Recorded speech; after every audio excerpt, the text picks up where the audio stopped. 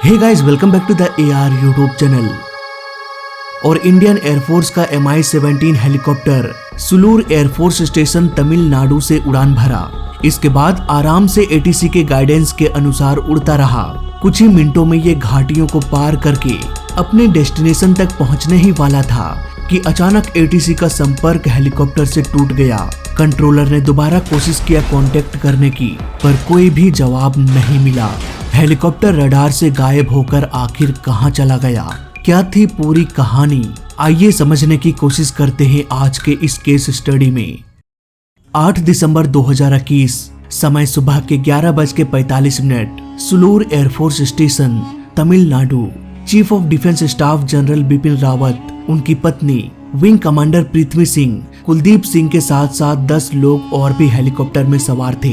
ये helicopter Mi-17 version 5 का था, जो कि काफी एडवांस हेलीकॉप्टर माना जाता है। इसका यूज VIP लोग ही करते हैं। 11:45 पर यह हेलीकॉप्टर सुलूर एयरफोर्स से उड़ान भरा। इसे 80 किलोमीटर दूर डिफेंस सर्विस स्टाफ कॉलेज जाना था, जो कि विलिंगटन तमिलनाडु में है। हेलीकॉप्टर मस्त 20 मिनट तक उड़ता रहा। इसके बाद पायलट ने ATC को कहा कि करीब 4-5 मिनट्स में हम विलिंगटन हेलीपैड पर लैंड कर जाएंगे। 12:08 हेलीकॉप्टर का कांटेक्ट ATC से टूट गया। नॉर्मली पहाड़ी क्षेत्रों में ऐसा हो जाता है, इसलिए ATC बैक टू बैक कोशिश कर रहे थे कि दोबारा से हेलीकॉप्टर से कांटेक्ट किया जा सके, पर नो रिस्पॉन्स। करीब 5 मिनट गुजर गया। अब तक इस हेलीकॉप्टर को डेस्टिनेशन तक पहुंच जाना चाहिए था, पर अफसोस ऐसा नहीं हुआ। हेलीकॉप्टर से जब लास्ट टाइम कांटेक्ट किया गया, तब ये कुनूर नामक एरिया के ऊपर से उड़ान भर रहा था, जो कि डेस्टिनेशन से करीब 10 किलोमीटर की दूरी पर है। तुरंत ही रेस्क्यू टीम को उस एरिया में भेज दिया गया। उधर लोकल सिटीजन ने कहा कि हमने हेलीकॉप्टर को नीचे आते देखा और ये पेड़ों से टकरा गया। कुछ ही मिनटों में आग लग गई। इससे पहले कि विलेजर्स घटनास्थल पर पहुंच पाते, आग बहुत तेजी से फैल चुकी थी। उन्होंने पानी डालकर आग बुझाने की कोशिश भी किया, लेकिन वो असफल रहे। उधर बचाव दल भी घटनास्थल पर पहुंच गए, लेकिन तब तक काफी देर हो चुकी थी। 3:25 तक लगातार रेस्क्यू ऑपरेशन चलता रहा। इस हादसे में 14 लोगों में से 13 लोगों ने दम तोड़ दिया। ग्रुप कैप्टन वरुण सिंह हादसे का इकलौता सर्वाइवर थे। तुरंत ही उन्हें मिलिट्री हॉस्पिटल विलिंगटन भेज दिया गया। उनका शरीर लगभग 45% जल चुका था, इसलिए बेटर ट्रीटमेंट के लिए उन्हें बेंगलोर ट्रांसफर कर दिया गया। पर अफसोस, इतना सब कुछ करने के बावजूद भी उन्हें बचाया नहीं जा सका। पूरे देश में सारे न्यूज चैनल्स में बस यही चर्चा हो रही थी कि आखिर ये सब कैसे हो गया।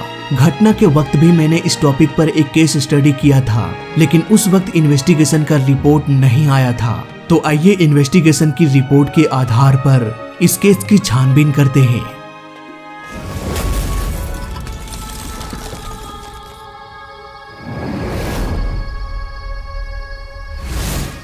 यह हेलीकॉप्टर क्रैश हुआ था 8 दिसंबर 2021 को, और करीब 36 दिनों के बाद 14 जनवरी 2022 को इन्वेस्टिगेशन रिपोर्ट पब्लिक कर दिया गया।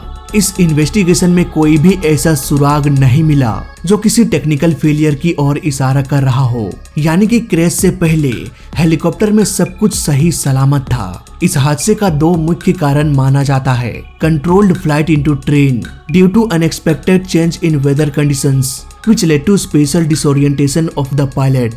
ये सुनने में बहुत ही बड़ी वजह लग रही होगी, पर असल में ये उतना बड़ा कारण नहीं है। आइए इसे आसान भाषा में समझते हैं। कंट्रोल्ड फ्लाइट इनटू ट्रेन और स्पेशल डिसोरिएंटेशन, यही 2 टर्म्स को हमें समझना है। कंट्रोल्ड फ्लाइट इनटू ट्रेन, इसे सी फिट के नाम से भी जाना जाता है। जब एक ऐसा प्लेन या हेलीकॉप्टर जो बिल्कुल सही कंडीशन में हो, कोई भी प्रॉब्लम या खराबी ना हो, और किसी वजह से पायलट कोई गलती कर बैठता है जिससे हेलीकॉप्टर ग्राउंड से टकरा जाता है, इस तरह की घटना को सीफिट कहा जाता है। Mi-17 के पायलट ने भी गलती किया, और इस गलती की वजह थी खराब मौसम। इस मौसम की खराबी के कारण पायलट को स्पेशल डिसोरिएंटेशन होने लगा, यानी कि चारों ओर बस फॉग ही फॉग था। बाहर कुछ भी दिखाई नहीं दे रहा होगा। शायद इसीलिए वेल मेंटेन्ड हेलीकॉप्टर क्रैश हो गया और सभी की जान चली गई। नाउ यहाँ पर एक सवाल आता है, अक्सर प्लेन हिल्स के ऊपर से उड़ान भरते हैं और हिली एरिया में अक्सर मौसम खराब हो जाता है, तो क्या हम ये मान लें कि ऐसी जगह खतरे से खाली नहीं होती?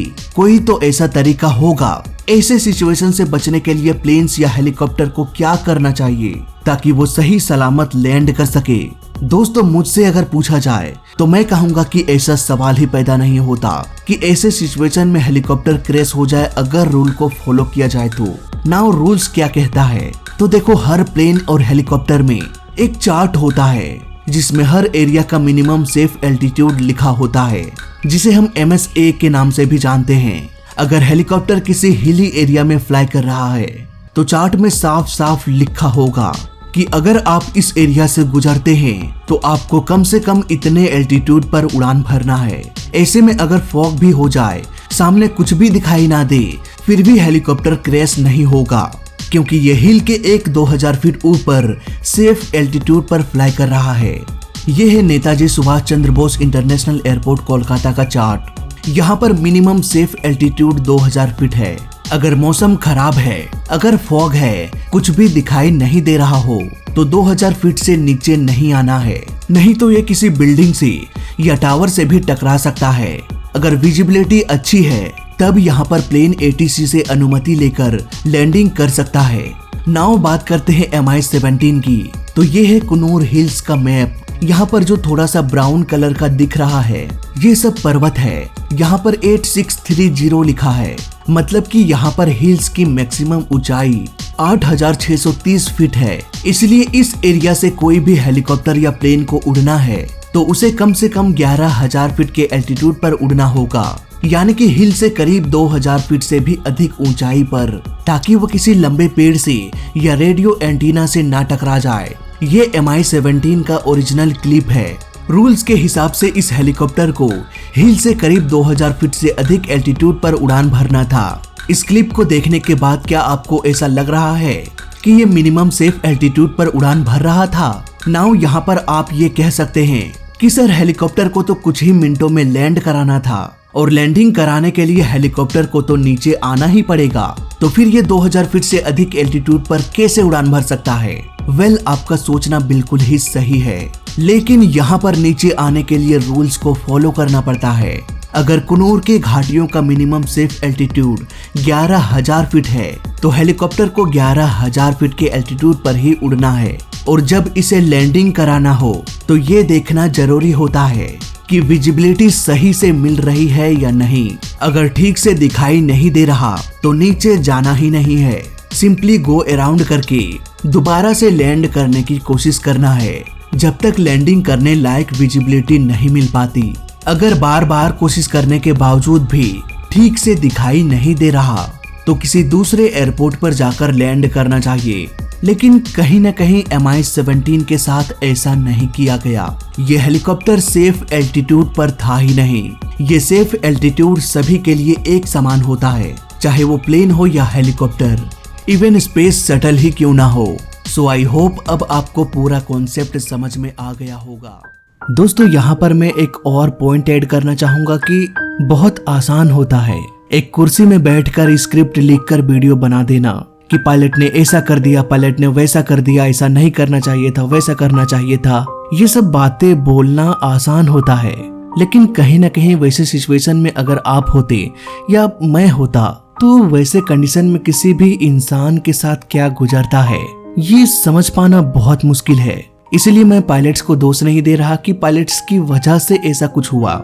हमें नहीं पता कि उनके साथ उस वक्त क्या गुजर रही होगी, और शायद कोई भी इंसान नहीं बता सकता। हर किसी को अपनी जान प्यारी होगी, उन्होंने भी कोशिश किया होगा। मेरा ये वीडियो पूरे फैक्ट पर था और इन्वेस्टिगेशन की रिपोर्ट पर था। अगर सिचुएशन ऐसा है तो ऐसा होना चाहिए था, बस और कुछ नहीं। गलती हर इंसान से हो सकती है, मे बी उन्होंने भी कोई गलती किया होगा या सिचुएशन को ठीक से समझ नहीं पाए होंगे। अगर इस वीडियो से किसी को बुरा लगता है तो मैं माफी चाहता हूँ। जय हिंद, वंदे मातरम।